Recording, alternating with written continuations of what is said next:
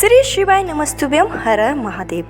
आज के इस वीडियो में आपको बताया जाएगा ऐसा सरल सा उपाय जिसको करने से आपकी सभी प्रकार की मनोकामनाएं पूर्ण होंगी।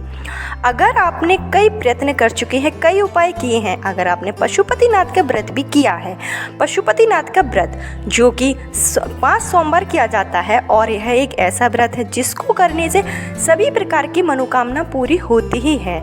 लेकिन किसी कारणवश अगर आपने पशुपतिनाथ का व्रत करते समय कोई छोटी मोटी अगर गलती की हो और आपको इसका पता ही ना चला हो, जिसको करने से आपको इसका फल ना मिले, तो पशुपतिनाथ को व्रत करने के बाद भी अगर आपका जो कार्य है वो पूरा नहीं हुआ है, किसी कारणवश आपका कार्य अधूरा रह गया है, आपको उसमें सफलता नहीं मिली है, आपने कई अनुष्ठान किए हैं, कई नियम किए, कई व्रत किए हैं, तब भी आपको फल नहीं मिला है, तो आप एक बार यह वाला उपाय जरूर कीजिए। जो उपाय है वो हमारे पूजनीय गुरुजी की कथा में बताया गया है। हमारे पूजनीय गुरुजी की कथा के अनुसार कहा गया है कि अगर आप इस उपाय को करते हैं तो आपकी सभी प्रकार की मनोकामनाएं पूरी होती हैं, चाहे फिर वो पुत्र प्राप्ति की हो या फिर शीघ्र शादी की हो या फिर धन प्राप्ति की कामना हो, चाहे आपके घर में सुख समृद्धि की कामना हो, कोई सी भी कामना है इस उपाय को करने से जरूर सफल होगी। तो उपाय की शुरुआत करते हैं, लेकिन उससे पहले हमेशा की तरह आपसे मेरा निवेदन है कि अगर अभी तक आपने मेरा चैनल छोटी बहू डेली टिप्स को सब्सक्राइब नहीं किया है तो चैनल को सब्सक्राइब जरूर कर लीजिए। वीडियो पसंद आए तो लाइक कीजिए और कमेंट बॉक्स में शिव जी का कोई सा भी प्यारा नाम जरूर लिखिए। चलिए उपाय की शुरुआत करते हैं। तो उसके लिए आपको लेना क्या है? आपको लेना है एक बेलपत्र। किस तरीके का आपको बेलपत्र लेना है, जैसा कि आपको वीडियो में दिखाया जा रहा है। तो आपको जो बेलपत्र लेना है वो लेना है 3 पत्ती वाला बेलपत्र।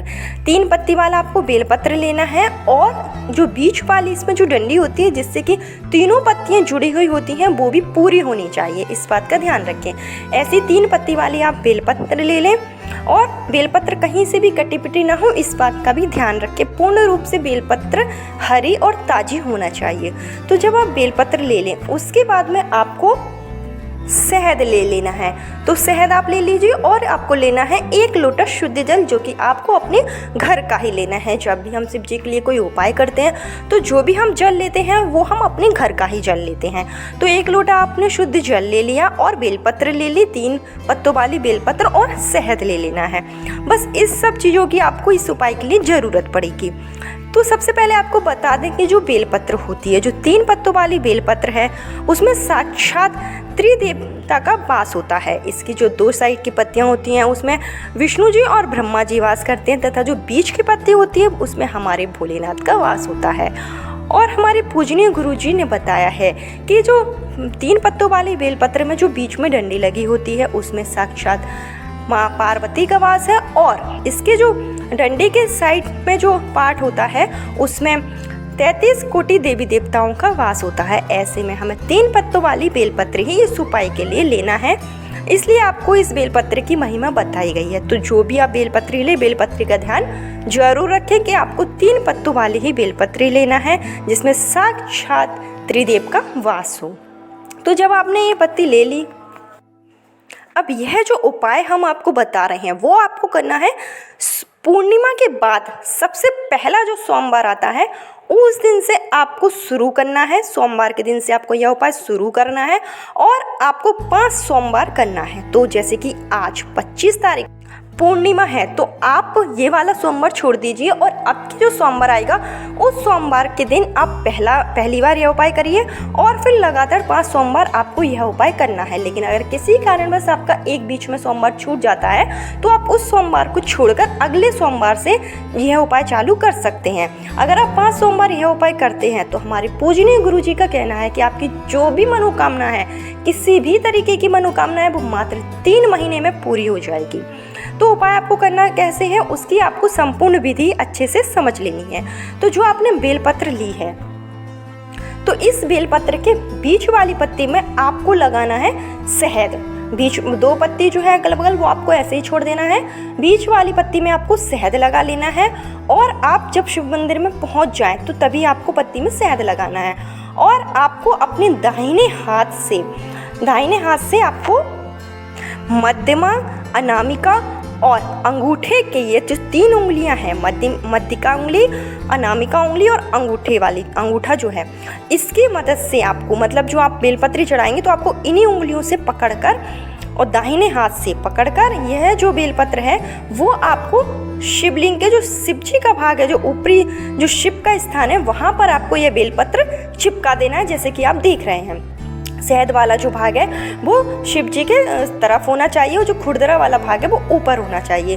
तो इस तरीके से जब आप बेलपत्र चिपका दें तो बेलपत्र चिपकाते समय आपको शिव जी के बीज मंत्र श्री शिवाय नमस्तुभ्यम का जाप करना है और थोड़ी देर आपको वहीं बैठना है। और जो आप अपने घर से 1 लोटा शुद्ध जल ले गए थे उसके बाद आपको वो अर्पित कर देना है। और जब आप विधि विधान से जल अर्पित कर दें, और जल आप जो भी अर्पित करें वो धीमी धार में अर्पित करें, आपको तेज़ धार में जल नहीं चढ़ाना है। और आपको जो बेलपत्र जो आपने शिव जी के ऊपर चढ़ाई है उस बेलपत्र पर आपको अपना दाहिना हाथ रखना है और आपकी जो भी प्रार्थना है, जो भी आपकी मनोकामना है, चाहे वो पुत्र प्राप्ति की हो, संतान प्राप्ति की हो, शीघ्र विवाह की हो या धन संबंधी हो, किसी भी तरीके की आपकी मनोकामना है, आप बेलपत्र के ऊपर अपना हाथ रखिए। हाथ का स्पर्श कराना है आपको सिर्फ। तो आप अपना हाथ का दाहिने हाथ का ही आप उस बेलपत्र जो आपने बेलपत्र शिव जी के ऊपर चिपकाई है उसी बेलपत्र पर आपको अपना दाहिना हाथ स्पर्श कराना है और आपकी जो भी मनोकामना है वो आपको बोल देनी है। मात्र आपको इतना ही करना है। और आप जो एक बार यह उपाय करेंगे आपको 5 सोमवार आपको सेम ऐसे ही उपाय करना है कि आपने एक बेलपत्र लिए, 3 पत्तों वाली बेलपत्र, उसमें आपको बीच वाली पत्ती पर आपको शहद चिपका देना है और उसको आपको अपने दाहिने हाथ से मध्यिका उंगली, अनामिका और अंगूठे की मदद से आपको शिवलिंग के ऊपर शिव जी के स्थान पर आपको चिपका देना है और आपको श्री शिवाय नमस्तुभ्यम का जाप करना है और अपने हाथ का स्पर्श करते हुए जो भी मनोकामना वो आपको बोल देना है। मात्र आपको इतना ही उपाय करना है। उपाय जो है वो बहुत ही सरल है और यह जो उपाय हमारे पूजनीय गुरुजी की कथा में, शिहोर की कथा में सुनाया गया था। तो इस उपाय को आप जरूर करिए। अगर आपकी कोई विशेष मनोकामना है, आपका काम अटका हुआ है, आपने कई उपाय किए हैं, कई अनुष्ठान किए हैं, अगर आपको कोई भी लाभ नहीं हुआ है तो आप एक बार यह उपाय करके जरूर देखिए जो आपको पूर्णिमा के बाद आने वाले सोमवार को करना है। तो आज पूर्णिमा है इसलिए आपको यह उपाय जो है आज के दिन बताया गया है। तो आप यह उपाय जरूर कीजिए। हमारे पूजनीय गुरुजी का कहना है कि जो अगर आपको पशुपतिनाथ के व्रत करने से भी आपको फल नहीं मिला है तो आप यह उपाय करके जरूर देखिए, इससे आपको फल जरूर मिलेगा। भोलेनाथ आपकी प्रार्थना जरूर सुनेंगे। छोटा सा उपाय था लेकिन अगर इसका आपको जो लाभ मिलेगा ना वो बहुत ज़्यादा मिलेगा। तो एक छोटा सा उपाय है, आप जरूर कीजिए। हो सकता है आपकी किस्मत बदल जाए और हमारे भोलेनाथ का आशीर्वाद आपके ऊपर हमेशा रहे। कल फिर मिलती हूँ नए वीडियो के साथ। जब तक के लिए राधे राधे, हैप्पी होली।